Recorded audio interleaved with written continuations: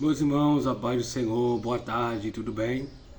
Estamos aqui com mais um vídeo de edificação, de ensinamento bíblico, aonde pela bondade, graça e misericórdia do Senhor, vamos estar aqui compartilhando alguns estudos, um pouquinho daquilo que o Espírito Santo tem nos ensinado e queremos também compartilhar.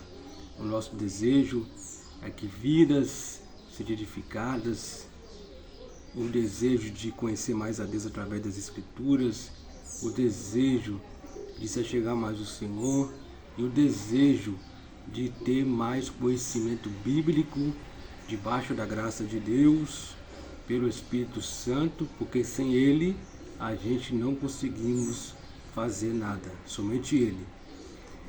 Hoje, como prometido já, eu foquei de fazer outro vídeo. Esse vídeo ele está baseado dentro do estudo Jeremias capítulo 2, versículo 13, e vamos também citar Jeremias capítulo 6, versículo 14. Você que está assistindo esse vídeo, que sua vida seja abençoada, seja iluminada, seja cheia da graça de Deus. Não importa onde você esteja, não importa como você esteja, Jesus te ama e tem um plano de salvação para a sua vida. Ele morreu na cruz do Calvário, ressuscitou no terceiro dia, para que eu e você pudesse ter vida. E se estamos aqui não é em vão, há um propósito de Deus, tanto para mim, tanto para você. Você não é obra do acaso. Você não foi chamado apenas para ficar sentado no banco, não. Você tem um propósito da sua vida. Desenvolva na oração, que o Espírito Santo vai te guiar e te orientar o que você tem que fazer e a obra que Ele te colocou em suas mãos. Meus irmãos, estamos hoje dentro desse tema, Jeremias capítulo 2, versículo 13, que diz assim: porque o meu povo fez duas maldades. A mim me deixaram o manancial de águas vivas e cavaram cisternas, rotas que não retêm as águas. Meus irmãos, a Bíblia Sagrada, ela, muitas vezes, o Senhor ele vai comparar, vai usar o seu profeta Jeremias, para comparar a Deus como a água verdadeira, a água vida. Porque Deus aqui é comparado com uma água viva. Porque, vamos ver isso, o exemplo, em João 4, quando Jesus ele vai se apresentar para a mulher samaritana, vai pedir para beber daquela água. A samaritana até então não sabia no início se ele era o profeta, não, mas depois percebeu que ele era um profeta. Jesus vai dizer que a água que eu tenho para lhe oferecer é de fonte para a água, de água vida, que produz para a vida eterna. Então a palavra do Senhor, ela é a vida eterna, é a água verdadeira que nos produz fonte para a vida eterna com Cristo, vida eterna de uma vida de paz, de gozo, de alegria. A palavra do Senhor, ela nos mostra a direção certa. A palavra do Senhor é comparada como água viva, porque ela traz vida, ela não traz morte. A palavra do Senhor é a água que vem do trono da graça de Deus. Quando Jesus Cristo ele veio a este mundo, ele veio para testificar, para anunciar as obras do Pai. Jesus nunca se gloriou. E agora aqui nesse texto que estamos aqui como base, porque Jeremias ele vai exaltar o meu povo, o povo de Deus, o povo que Deus escolheu para ser uma geração eleita, o povo que Deus escolheu para que através de Israel as outras nações viessem conhecer o Senhor através de Israel. Um povo que aparentemente olhando não parecia ser forte, mas eles eram fortes, eles venciam as batalhas porque Deus era com eles. E o presente contexto que estamos aqui, Jeremias, ele era filho de sacerdote, né? Aqui no capítulo 1 vai fazer a menção, filho de Ilquias, dos sacerdotes. Pela genealogia, era para Jeremias ele ser sacerdote. Só que Deus, no capítulo 1, vai chamar Jeremias para ser profeta. Eu comentei alguns dias atrás, né, sobre essa questão, porque Jeremias ele não quis ser profeta quando Deus o chamou. Jeremias ele vai dizer que ele era criança, não sabia falar, mas sabe por que Jeremias ele rejeitou esse ofício de profeta logo no início? Porque Jeremias sabia da responsabilidade que era ser um profeta. Jeremias, ele contemplou alguns profetas serem rejeitados por falar a verdade e não queria isso para ele. Mas só que quem determina a obra não é eu, é Deus. Eu não escolhi ser presbítero, eu não escolho ser missionário, não, quem escolhe é Deus.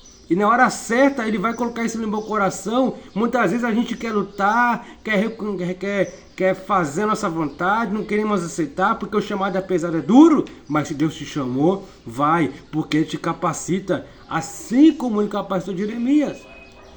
E Jeremias, ele contemplou isso, ele foi contemporâneo de vários reis, né? Jeremias ele foi contemporâneo do rei Josias, como exemplo, aqui vamos ver isso. Ele foi contemporâneo do rei Josias, de vários outros reis, e também tiveram alguns profetas que profetizaram, ele viu esses profetas profetizarem e serem rejeitados, né? Olha aqui, ó, profetizou no 10º ano de Josias, e também rei Joaquim, e o 11º reinado de Zedequias, né? Esses reis, depois de Josias, foram reis que não obedeceram ao Senhor, que profanaram o nome do Senhor, se voltando para outros deuses, se voltando para imagens e esculturas, para deuses, a qual o Senhor falou lá em Deuteronômio para Moisés, para escrever para o povo, para eles não, quando eles foram tomar posse da terra, que era por herança dada por Deus, para eles não se prostrar aos costumes daquela terra, para eles não adorarem as imagens daquela terra, porque o povo de Israel sabia das obras do Senhor, sabia das ordenanças, sabia muito bem, mas eles não queriam obedecer, queriam uma facilidade, né? Deus abriu o Mar Vermelho, Deus mandou o maná do céu, Deus abriu o Rio Jordão para o povo atravessar, mas mesmo assim, eles sabendo das obras do Senhor, eles queriam dividir Deus com outros deuses, né? E Deus não aceita dividir sua glória com ninguém. Será que hoje em dia não está diferente? Pessoas que querem estar na igreja, mas querem continuar com seus costumes mudando lá fora. Pessoas que frequentam a igreja, têm anos de crente, porém, eles continuam nas suas práticas mudando, porque eles dizem que Deus é amor. Mas Deus, Ele não tolera essas coisas. Deus é justiça. Deus não aceita dividir com ninguém. Ou você é de Deus, ou você não é. Não tem como a água que vem do trono da graça, né? A água que se chama Jesus Cristo, hoje a gente chama assim, mas nessa época aqui, ainda que isso não tinha revelado, mas vamos falar que ensinar, aplicando o dia de hoje, não tem como beber da água limpa e beber da água suja. Ou você bebe da água que é Cristo, ou você bebe da água suja que é o mundo. Não tem como você beber de duas fontes. Não tem como duas fontes estarem no mesmo lugar. Uma vai ser suja e outra vai ser limpa. Tem uma que te dá a vida e que te transforma, e tem outra que te destrói. Aparentemente, não pode destruir, mas espiritualmente falando, está destruindo.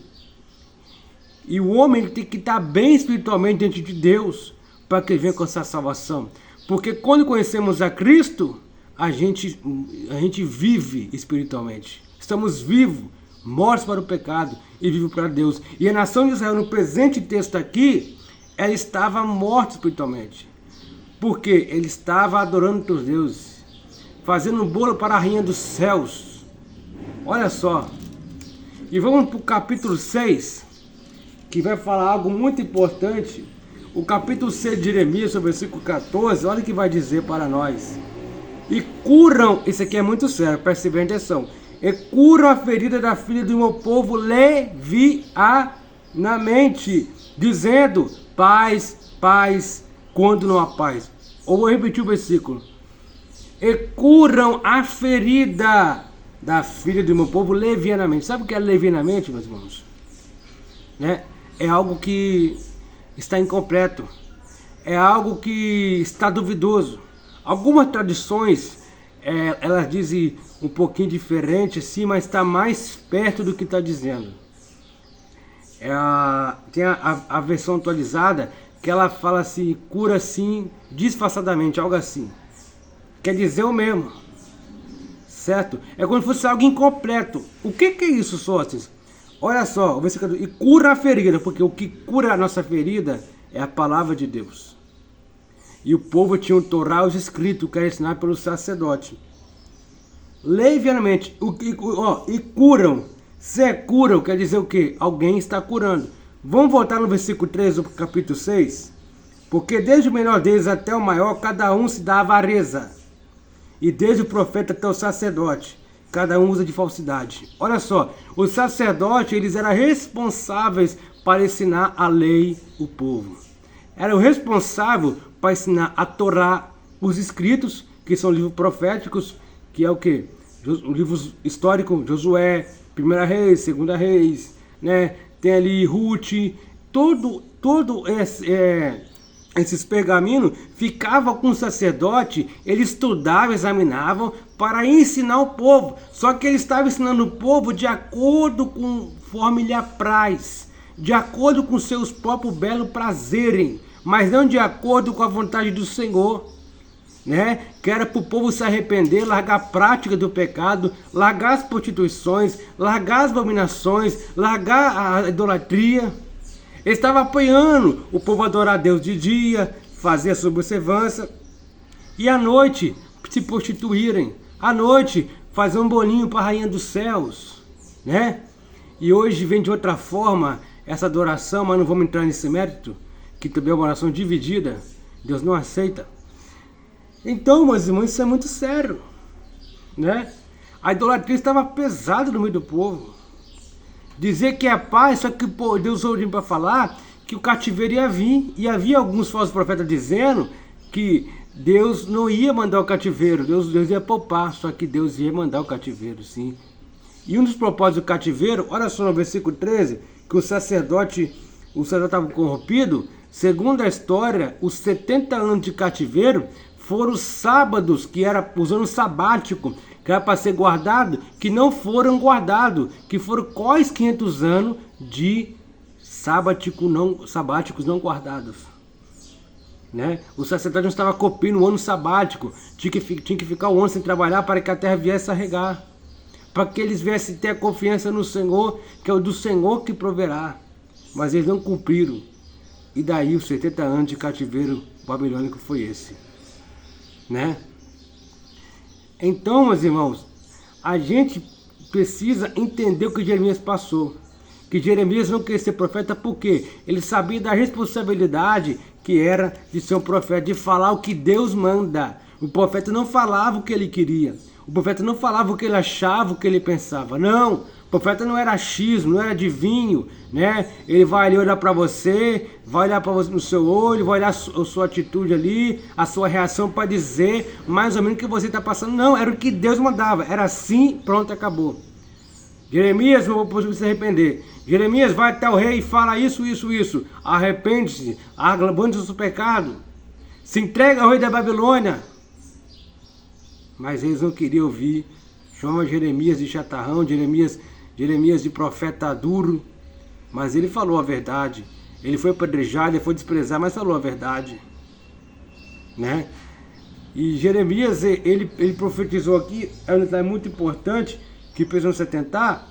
Ele ministrou em Jerusalém de 627 até 586. Né? 40 anos ministrou em Jerusalém. E no Egito, né, 5 anos, do capítulo 43 e 44.